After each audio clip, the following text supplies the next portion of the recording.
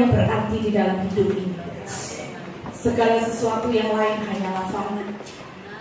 Dan biarlah kami tetap terus mencari Engkau, mencari pribadi Tuhan dalam kehidupan kami. Bahwa kami semakin hari semakin mengenal Engkau. Bahwa kami semakin hari semakin berkenan di hadapan Tuhan.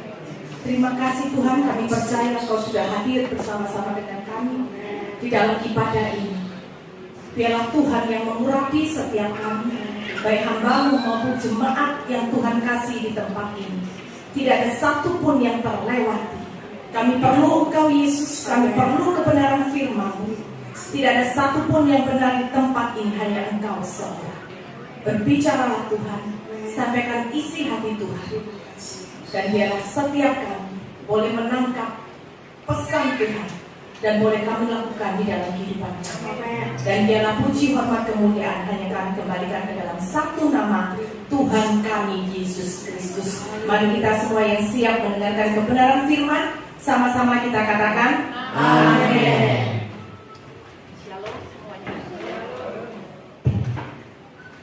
Terima kasih buat Bapak Gembala untuk kesempatannya. Saya boleh melayani tempat ini.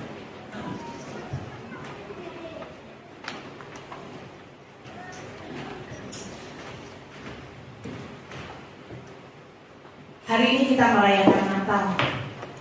Tapi saya secara pribadi ingin bahwa setiap kita, termasuk saya, kita tidak merayakan Natal itu hanya sebagai tradisi yang kita lakukan tahun demi tahun.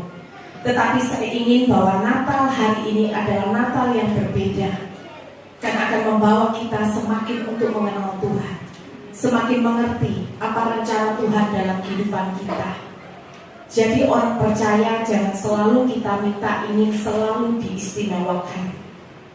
Yang istimewa dalam kehidupan kita itu adalah Yesus. Amin. Memang kita adalah biji mata Tuhan. Kita adalah orang-orang yang dikasihi Tuhan. Tapi mari hari ini, Natal tahun ini kita belajar. Jangan minta selalu diistimewakan oleh Tuhan, tetapi belajarlah untuk mengistimewakan Yesus di dalam kehidupan kita.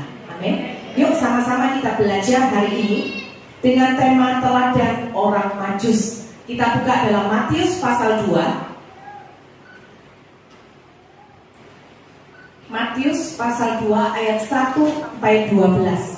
Kita baca dulu ayat 1 dan 2.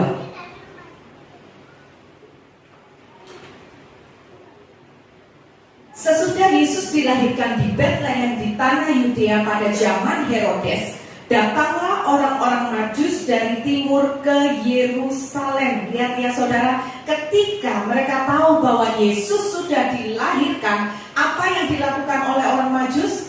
Mereka datang dari timur ke Yerusalem. Ketika mereka tahu Yesus sudah dilahirkan, orang Majus ini langsung merespon kelahiran Tuhan.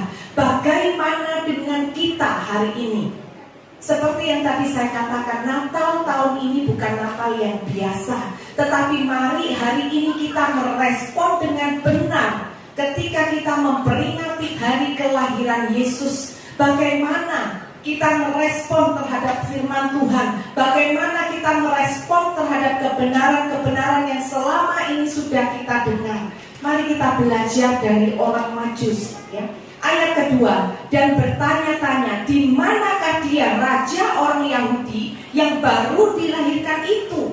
Kami telah melihat bintangnya di timur dan kami datang untuk apa? Menyembah dia. Siapa orang Majus itu? Orang Majus itu adalah orang yang ahli perbintangan. Dan ketika mereka melihat tanda bintang, maka dengan keahlian yang mereka miliki, mereka itu mencari Yesus yang sudah dilahirkan. Apa yang kita bisa pelajari dari orang Majus? Ada 3 poin. Poin yang pertama adalah apa? Belajar untuk apa? Apa yang ada pada kita, gunakan itu semua untuk mencari Tuhan. Apa yang ada pada kita, gunakan itu semua untuk membuat kita semakin mengenal Tuhan.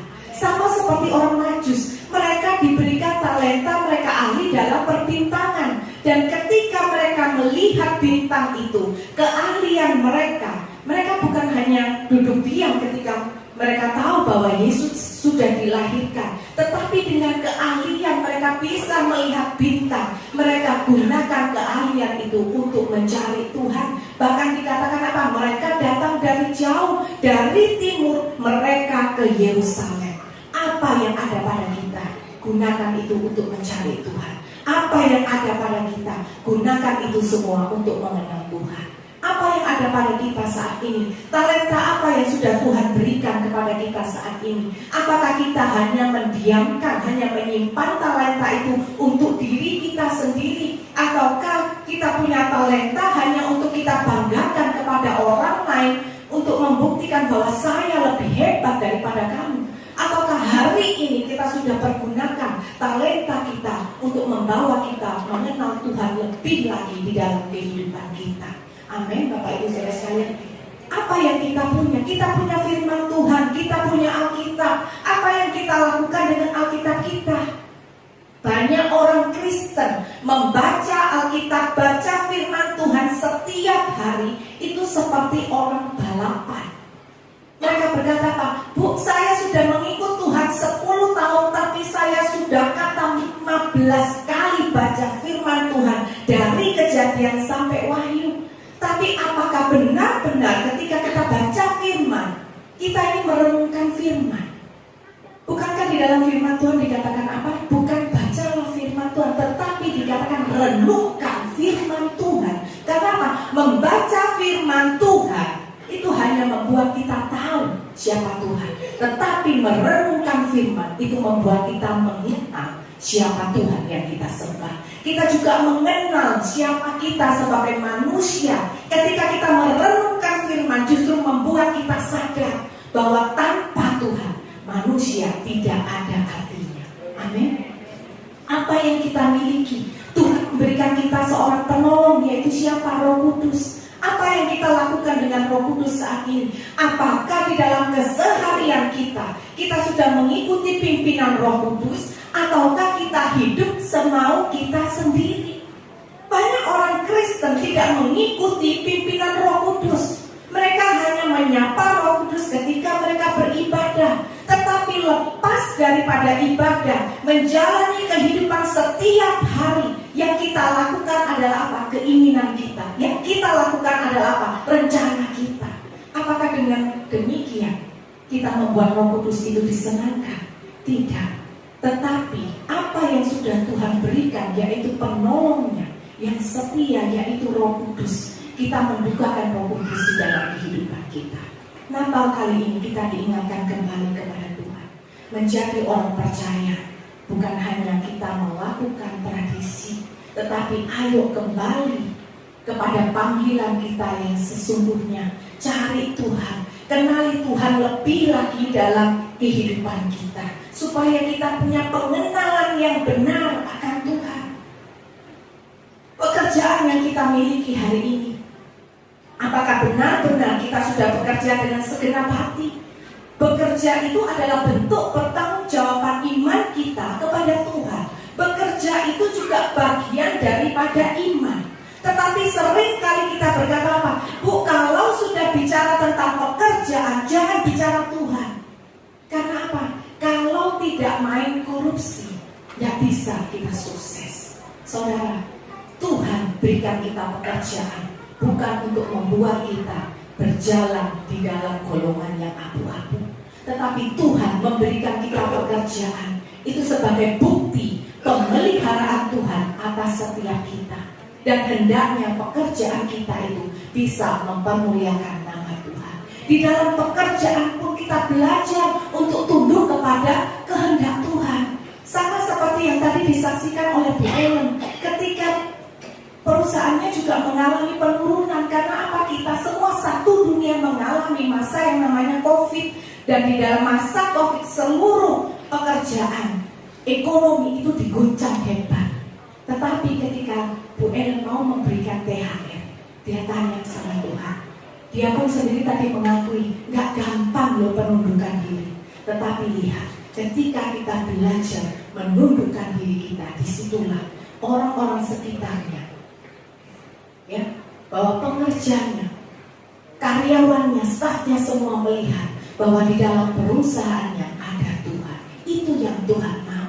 Bahwa segala sesuatu yang Tuhan sudah berikan itu adalah kasih anugerah Tuhan. Dan kasih anugerah Tuhan diberikan bukan untuk kita main-main di dalam kehidupan ini, tetapi segala sesuatu yang kita terima dari Tuhan, belajar seperti orang Majus, kita gunakan untuk cari Tuhan, kita gunakan untuk mengenal Tuhan, kita gunakan itu semua untuk mempermuliakan nama Tuhan. Amin, Bapak Ibu Saudara sekalian ya. Begitu pula juga dengan pelayanan. Banyak daripada kita pelayanan itu hanya sekedar apa? Kita pakai dress code yang bagus, kita pakai dress code yang mewah, semua seragam, datang kelihatannya sibuk, tetapi hati kita tidak ada kepada Tuhan. Kita hanya sibuk hiruk pikuk mempersiapkan acara, tetapi pernahkah kita bertanya apa yang kita lakukan? Sudahkah itu menyenangkan hati Tuhan? Apa yang kita lakukan, sudahkah itu berkenan di hadapan Tuhan? Kelihatan sibuk itu bukan pelayanan, tetapi pelayanan yang sesungguhnya adalah ketika saudara dengan saya memberikan hidup kita, segenap hidup kita untuk Tuhan. Amin.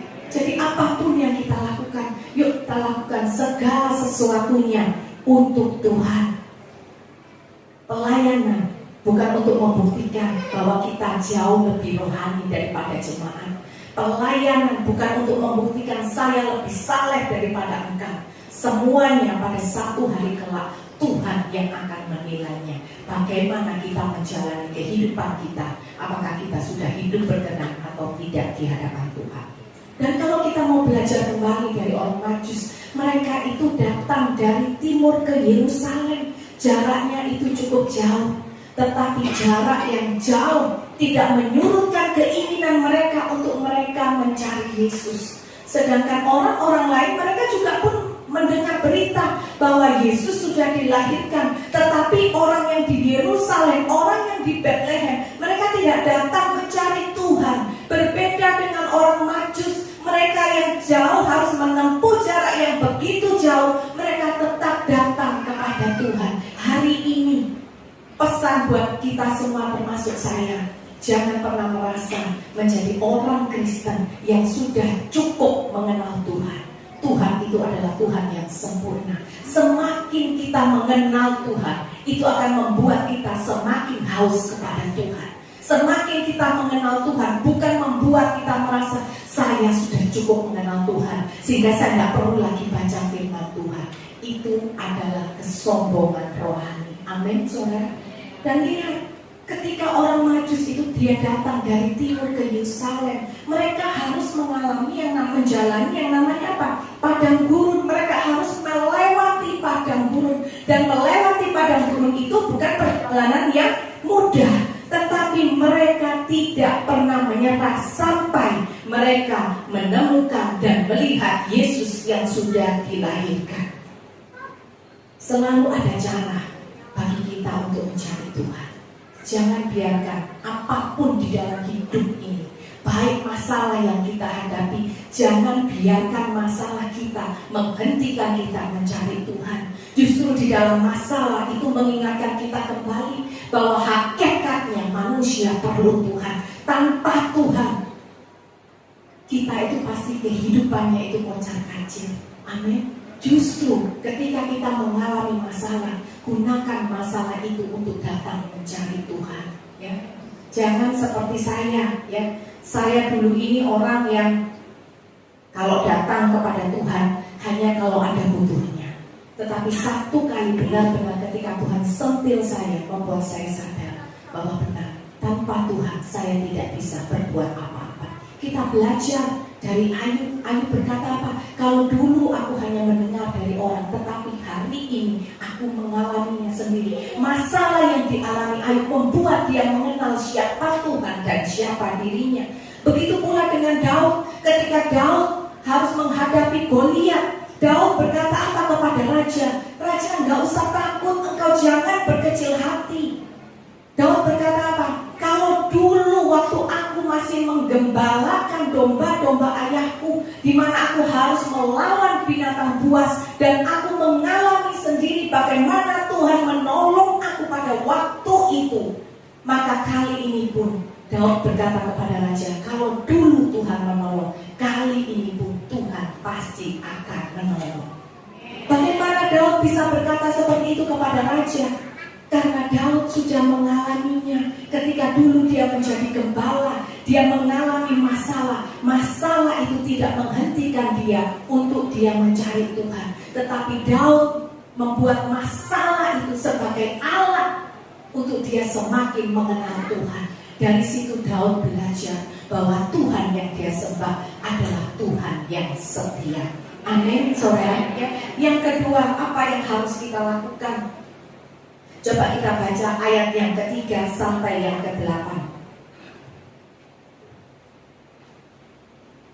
Ketika Raja Herodes mendengar hal itu, terkejutlah ia beserta seluruh Yerusalem. Maka dikumpulkannya semua imam kepala dan ahli Taurat bangsa Yahudi, lalu dimintanya keterangan dari mereka di mana Mesias akan dilahirkan. Mereka berkata kepadanya, di Betlehem di tanah Yudea, karena demikianlah ada tertulis dalam kitab Nabi, dan engkau Betlehem tanah Yehuda, engkau sekali-kali bukanlah yang terkecil di antara mereka yang memerintah Yehuda, karena daripadamu akan bangkit seorang pemimpin yang akan menggembalakan umatku Israel. Lalu dengan diam-diam Herodes memanggil orang-orang Majus itu dan dengan teliti bertanya kepada mereka, bila mana bintang itu nampak. Kemudian ia menyuruh mereka ke Betlehem, katanya, pergi dan selidikilah dengan seksama hal-hal mengenai anak itu, dan segera sesudah kamu menemukan dia, kabarkanlah kepadaku supaya aku pun datang menyembah dia. Poin yang kedua, buat apa sih kita mencari Tuhan? Belajar dari orang Majus, mencari Tuhan itu untuk menyembah Tuhan. Berbeda dengan Herodes. Herodes ini dia mengenakan topeng keselamatan, ya. Dia berkata apa? Engkau cari ya berita tentang anak itu yang sudah dilahirkan. Jikalau engkau sudah tahu, engkau dapatkan beritanya, engkau kembali kepadaku, beritahukanlah kepadaku supaya aku pun juga datang menyembah dia. Itu yang dikatakan Herodes kepada orang Majus. Tetapi sebenarnya apa yang ingin dilakukan oleh Herodes kepada Yesus? Apakah benar dia datang untuk menyembah Tuhan? Tidak, tetapi dia datang untuk membunuh Yesus. Hari ini kita datang di tempat ini. Setiap hari kita menyembah Tuhan. Kita berkata, aku adalah orang percaya. Aku memberikan hidupku kepada Tuhan. Aku menyembah Tuhan. Tetapi pertanyaannya, untuk apa kita hari ini menyembah Tuhan? Banyak orang Kristen menyembah Tuhan hanya untuk mendapatkan mujizat. Banyak orang Kristen menyembah Tuhan hanya untuk mendapatkan berkat jasmani. Mujizat, berkat jasmani memang bagian daripada orang percaya. Tetapi belajar untuk tidak meletakkan mujizat dan berkat jasmani di atas segala-galanya. Karena dalam hidup orang percaya, di dalam hidup orang yang beriman, yang punya iman yang sejati, segala-galanya itu adalah pribadi Yesus di dalam kehidupan kita. Amin. Mari kita belajar memperlakukan Yesus dengan benar. Belajar kita menghormati dia selayaknya memang dia layak untuk dihormati. Karena dia adalah Tuhan. Karena dia sudah memberikan nyawanya di atas kayu salib buat kita. Ketika Yesus datang, dilahirkan di Betlehem, Yesus sudah tahu bahwa dia pun juga satu hari kelak dia akan disalibkan. Yesus lahir untuk dia menderita, menebus dosa manusia. Bagaimana dengan kita? Apa yang hari ini ada di dalam kehidupan kita? Apa yang hari ini ada di dalam hati kita? Kita menyembah Tuhan itu untuk apa? Seharusnya kita belajar. Kita katakan, aku datang menyembah Tuhan. Tidak peduli doaku dikabulkan atau doaku tidak dikabulkan. Tetapi satu hal yang aku tahu, bahwa selama-lamanya seumur hidupku aku akan menyembah Yesus Tuhan. Hal itulah yang berkenan di hadapan Tuhan. Dan itulah yang kita belajar dari orang Majus. Jangan pakai topeng rohani. Kalau kita pakai topeng rohani, orang mungkin gak tahu. Bahkan mungkin gembala pun juga gak tahu. Tetapi Yesus tahu. Karena Yesus melihat hati kita bersih, atau hati kita penuh dengan kelicikan, kebusukan. Yesus itu tahu. Amin, saudara ya. Jangan pernah pakai topeng rohani. Hari ini pun kalau kita berteman baik dengan sesama kita, jangan kemudian saudara berkata, Bu, saya ini senang loh kalau berteman dengan sesama orang Kristen. Kenapa? Iya, soalnya aku tuh suka ngutang. Kalau ngutang sama orang Kristen enak, bayarnya hanya pakai kata terima kasih. Karena di dalam kekristenan diajarkan semuanya itu kasih karunia.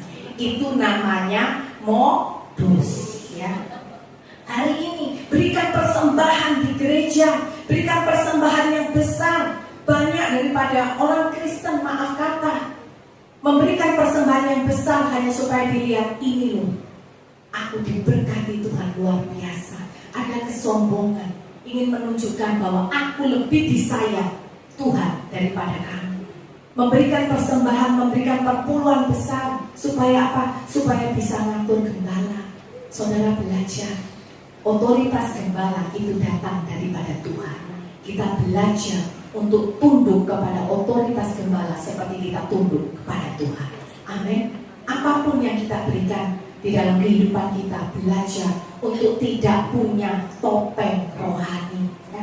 Kita belajar jangan seperti Herodes. Kenapa? Herodes itu ingin membunuh Yesus. Karena berita kelahiran Yesus itu mengganggu kehidupan Herodes. Karena apa? Sudah dinubuatkan bahwa kelahiran Yesus, satu hari kelak Yesus akan menjadi raja. Herodes merasa terganggu dengan berita itu. Dia tidak suka punya saingan. Dia maunya hanya dia satu-satunya raja yang hebat, raja yang berkuasa. Hari ini coba kita tanya sama diri kita sendiri. Kalau kita mendengarkan khotbah, kalau kita baca Alkitab, apakah firman Tuhan itu mengganggu kita atau tidak? Banyak orang Kristen juga ngomong sama saya gini, sebenarnya nggak enak loh jadi Kristen. Karena apa? Setelah saya baca firman, justru firman Tuhan, kebenaran itu membatasi kehidupan saya. Ruang lingkup saya tuh jadi nggak bebas. Saya jadi terbelenggu. Makanya ada orang kalau saya tanya, Pak, Bu, ayo baca Alkitab. Bu, lebih baik saya nggak usah baca Alkitab. Karena firman Tuhan mengatakan, yang banyak tahu justru dituntut lebih banyak. Jadi lebih baik saya nggak usah tahu, biar saya nggak usah dituntut. Nah, itu lagi namanya modus. Amin. Tapi itu nggak ada di tempat ini. Itu hanya ada di kutub utara, ya. Jangan modus. Saya dulu orang yang modus. Nah, kalau dulu ya, saya itu Kristennya hanya KTP. Jadi kalau dulu ibadah seperti ini, saya juga datang. Saya itu adalah jemaat napas. Saudara tahu apa itu napas? Natal dan Paskah. Jadi kalau hadir ke gereja hanya waktu Natal dan Paskah. Datang pun juga selalu terlambat. Saya terlambat 15 menit. Ibadah jam 5, saya datang 5:15. Nah, kalau ibadah Natal biasanya gereja penuh ya. Wah, tempat ini juga penuh. Gak tahu kalau hari Minggu. Semoga juga tetap penuh ya Pak Gembala. Amin. Nah itu ya, yang amin hari Minggu tidak boleh absen. Amin. Karena iman kita bukan iman napas. Yang napas itu biarkan saya saja. Dan itu pun sudah dulu. Jadi saya dulu kalau datang terlambat 15 menit, saya berdiri. Itu asalkan nyarikan tempat duduk, celingak-celinguk kanan kiri, mau cari tempat duduk di mana sudah kebebek, ya. Terus mereka bilang, Bu maaf ya, nggak ada tempat duduk. Wah, waktu itu saya suka cita. Coba kalau kita pergi nonton nggak dapat tempat duduk, kita marah nggak? Marah. Tapi kalau ke gereja nggak dapat tempat duduk, senang. Karena apa? Alasan bisa pulang. Itu saya.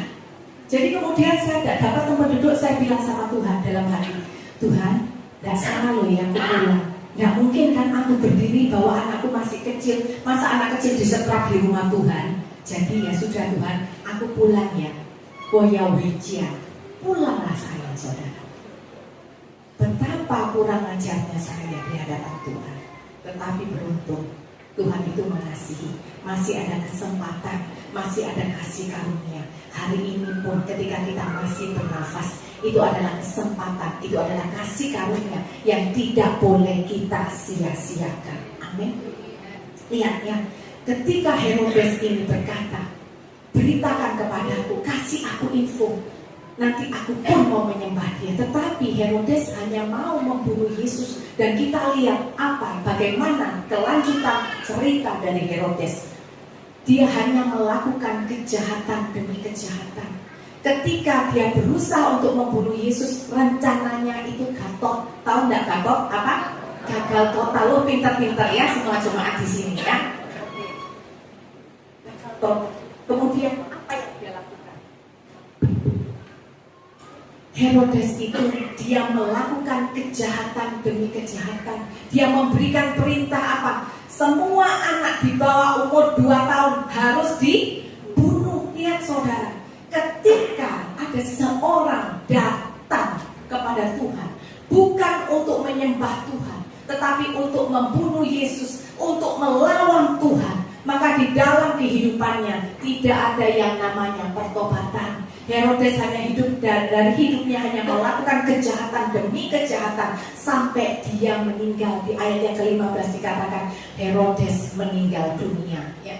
Tanpa datang menyembah kepada Tuhan, kita tidak mungkin mengalami pertobatan. Tanpa datang menyembah kepada Tuhan, penyembahan yang benar, penyembahan yang sesungguhnya, itu tidak akan mengubahkan kehidupan kita. Amin, saudara. Hari ini jika kita mau mengalami perubahan, maka jadilah penyembah-penyembah Tuhan yang benar. Menyembahlah dengan hati, bukan hanya kegiatan yang kita lakukan, tetapi benar-benar menyerahkan segenap hidup kita hanya kepada Tuhan.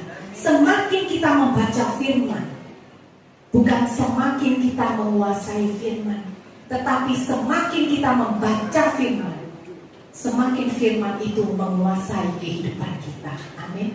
Jadi hari ini, yuk jangan jadi orang yang berkata, Bu, firman Tuhan kecil, saya sudah tahu semuanya. Oke, kau boleh tahu semuanya, tapi apakah semuanya sudah kita lakukan dalam kehidupan kita? Amin. Pesan Natal hari ini, sembahlah Dia. Sekalipun hari ini kita belum melihat pemulihan, sembahlah Tuhan, sebab Yesus adalah Tuhan, sebab Dia adalah Raja dalam kehidupan kita. Yang terakhir, kita baca ayat 9 sampai 12.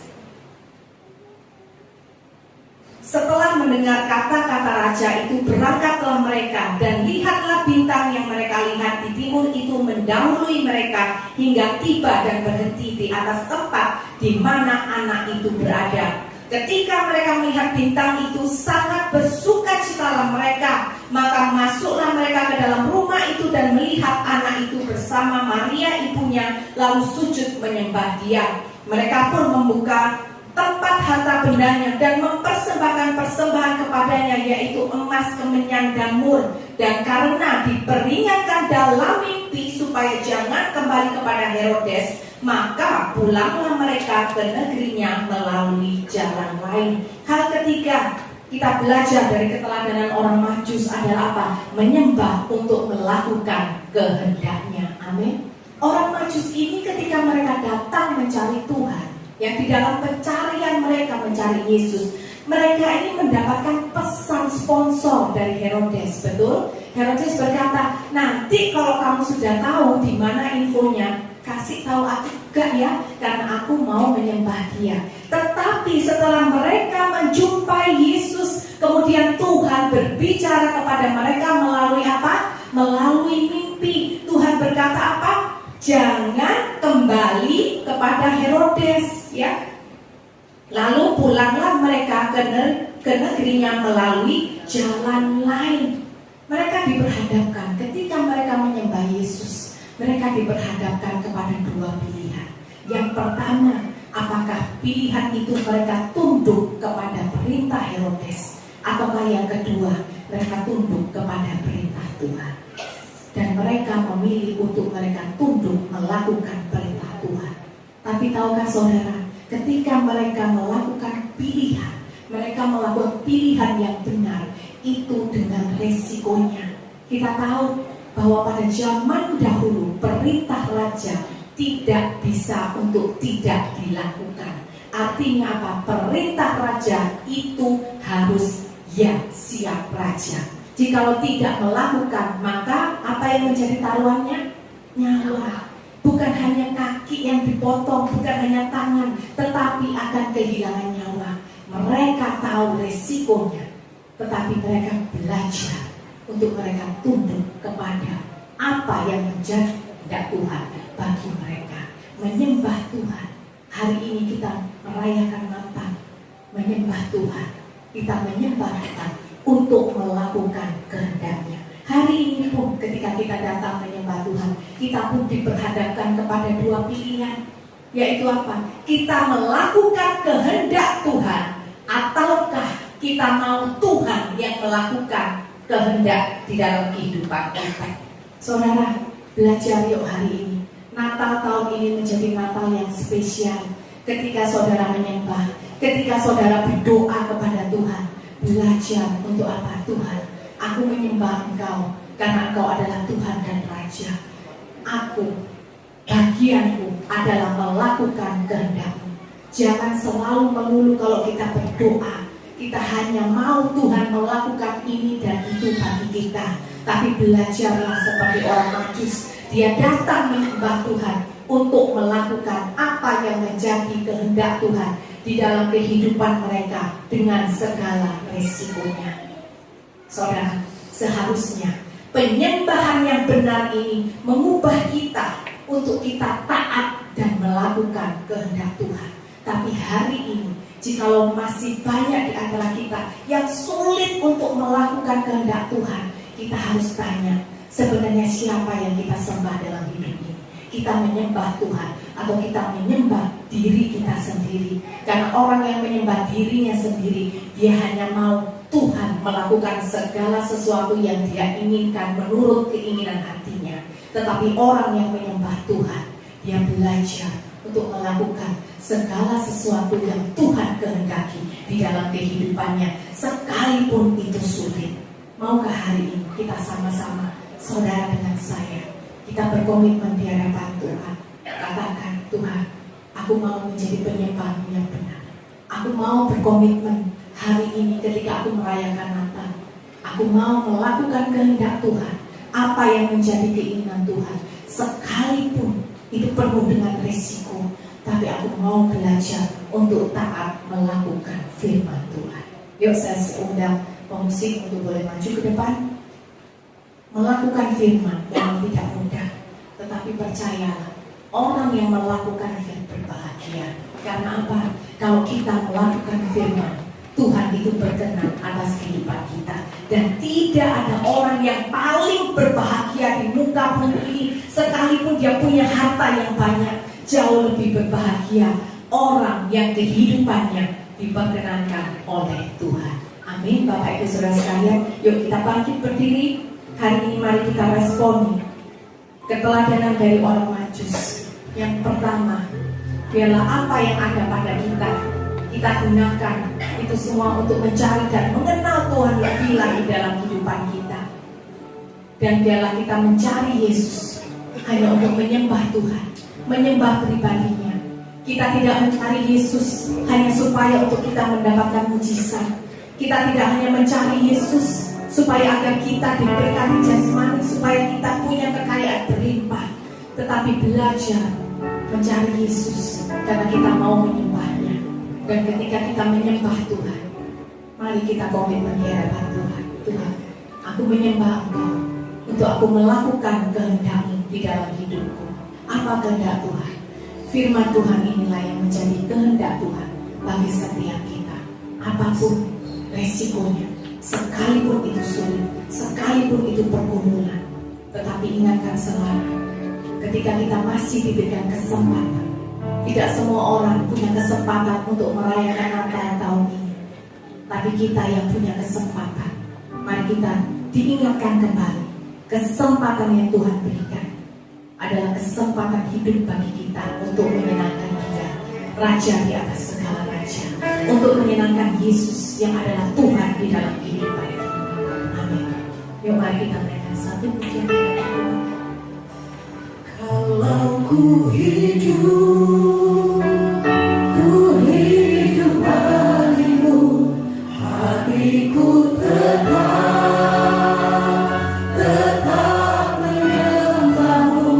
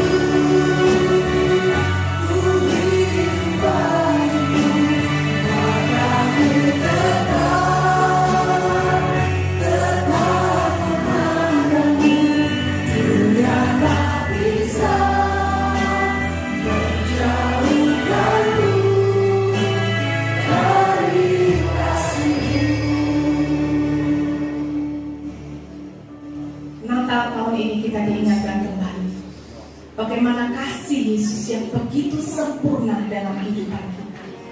Kasih yang sempurna dicurahkan pada kita. Kasih yang sempurna yang memberikan dirinya pada kita.